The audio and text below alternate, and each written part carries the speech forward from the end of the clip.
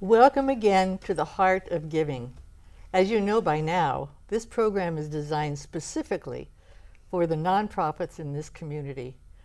I hope that some of you that have been watching realize the depth of help that this city gives each other, and the nonprofits do it all because they love doing it. They do it because they believe in it. It's not because they're making any money. So today we have two more programs that we would like to present to you. We're so pleased today to have Children Today as our emphasis, our first emphasis. And Dora Halsildo is the executive director. Correct. Very good, Dora. I'm so glad that you're here. And you know, Children Today doesn't say specifically. It just says, let's take care of our children today. So tell me about your program for this, because I know it's been going on for several years. Correct. Well, first I want to thank you so much for inviting us to participate. It really is an honor to be able to share with you and with the audience our program. Children Today focuses on the needs of young children experiencing homelessness.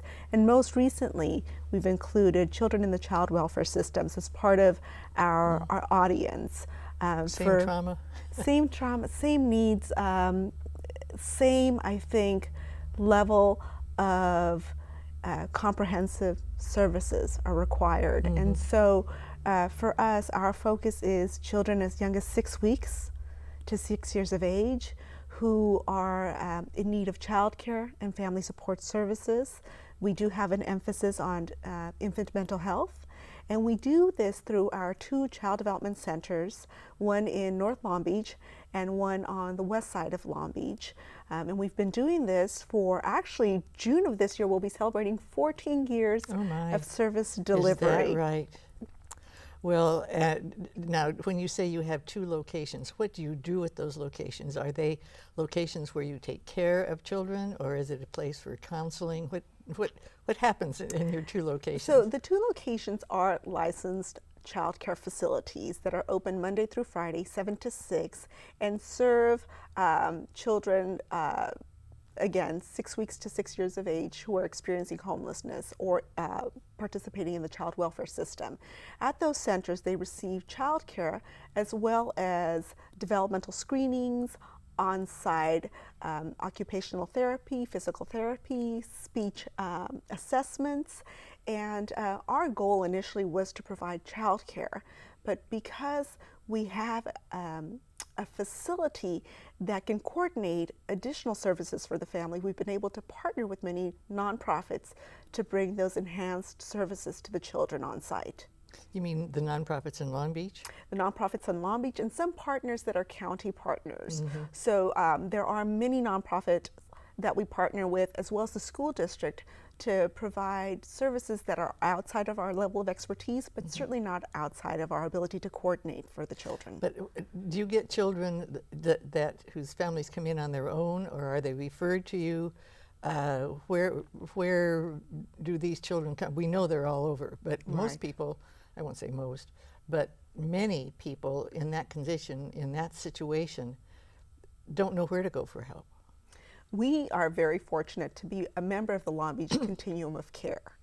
And being a member of that partnership, of that network, has allowed us to do a lot of outreach with other nonprofits, shelters, faith-based organizations, the hospitals, the police department, so that when a family is identified, regardless of who identifies the family, they're able to make a direct referral to us or a referral to us through the Long Beach Multi-Service Center for the Homeless. Mm-hmm. We also are very fortunate that we have such a high rate of success that many families will tell other families in the same situation about us. Mm-hmm. So we are able to serve families that are in transitional shelters, in emergency shelters, in domestic violence facilities, or living in their car right off of the streets. Mm-hmm. We do have a no wrong door policy, and that means that anyone who comes into our door, we will serve or we will refer out, but make sure that they are being served. Mm-hmm. I can honestly tell you, because there's such a great need, recruitment and outreach have never been an issue. No, probably not. Well, do you deal with the parents also? Because the child will mirror what he's or she has been used to. You know, that is the most important component of our work. This family homelessness is a family experience, and although everyone is experiencing it slightly different based on their development and their ability to understand what's going on, we know that without strengthening the mom or the dad, that child does not stand a chance to really enjoy long-term stability. And so our efforts are to use the same techniques, the same trauma-informed services that we offer children to the adults. And do they accept it? They, I think for many of them, for the first time, they feel that they're in a healthy relationship with our staff. And so although some families take a little longer to trust us, just given their histories, we have a tremendous success rate in having families get involved with their children, get involved with the program, access services outside of the organization, and then obviously eventually move into their own units. And you say you coordinate with the other groups in the city. So if someone is homeless, you take the children and work with the children as another agency helps them get work, or how do they? Yes. What is the cycle here? Yes. Typically what happens when we identify a family that's experiencing homelessness, we make sure that they are connected to other partners within our network. So a perfect example would be a family that needs shelter, might seek shelter from Catholic Charities. A family that needs assistance with job training, job placement will be connected to Goodwill. A family who is struggling with some mental health issues, for instance, will be referred to either Mental Health America or the Department of Mental Health.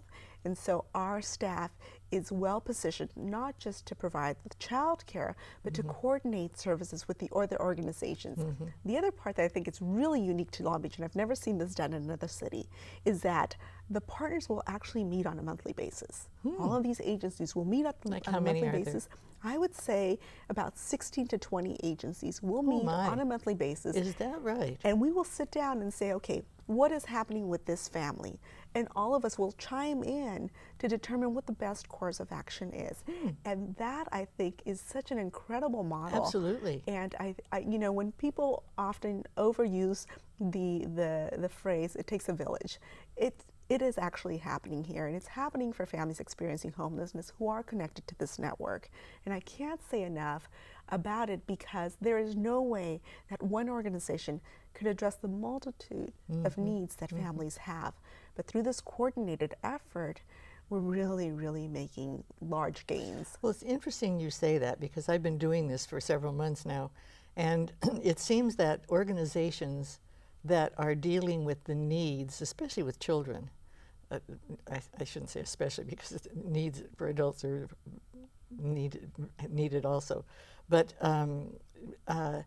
there is a feeling of working together because you know about all these other organizations and they know about you, and so there is a togetherness that shows a strength that I don't think happens in a lot of cities. You know, I agree with you. I have worked in other cities and in other communities, and Long Beach is very unique in this way. And I think the other part that I understand working with families that are so vulnerable and have so many emotional injuries is that oftentimes it's difficult for them to trust. It's difficult for them to form relationships, to tell their story over and over again. And if organizations are working together, we can become that liaison for the family, so that if I have a family that you can serve, I can leverage my relationship with you so that when that family gets to you, they don't have to tell their story over again. And they know that they can trust you because you and I have rapport. Yeah. That's great, Dora. Well, another thing I've noticed, and you probably have noticed this too, is that organizations, especially for children, in the city of Long Beach were started by people in the city that saw the need, especially some of the women in the city, because the Long Beach Day Nursery was started by women. There are about 6 others that I can know of, but this also was started by the women from Long Beach. Is that correct? Correct. Our organization, that is the story of children today. It was started by Jennifer Fitzgerald and Teresa Bixby, who really saw a need for the type of services that they would want for their children. I think children today is really a mirror of the experience they wanted for their young ones at this age. And you know, I can tell you that although I am the executive director of the organization, the leadership, Your board? the philosophies, the establishment is really our board, and it really is people who They have so involvement, a feeling for involvement. they are socially responsible. They care about the city. They excellent. care about each other. They are committed to executing the dream that Teresa and Jennifer had. Oh, that's and wonderful. I feel so supported, and I think that the staff and I never feel alone because our board is so so strong. involved. Well, Dora, I've enjoyed this very much, and it's very revealing. It had much more of a scope than I realized, because not only do you have a child care facility, but you have this contact with 60 other organizations showing that you take care of whatever needs they have. Exactly. That's wonderful. And how did you get involved? Real quick. You know, my background is in social justice and in human development, and I became involved because right out of high school, my first job was working for one of our co-founders, Jennifer Fitzgerald, at her child care center at the World Trade Center. Oh, for heaven's sake, that was a And- new thing too when the World Trade Center put that in. It was an amazing opportunity. I got exceptional training Wait a minute, there, stop.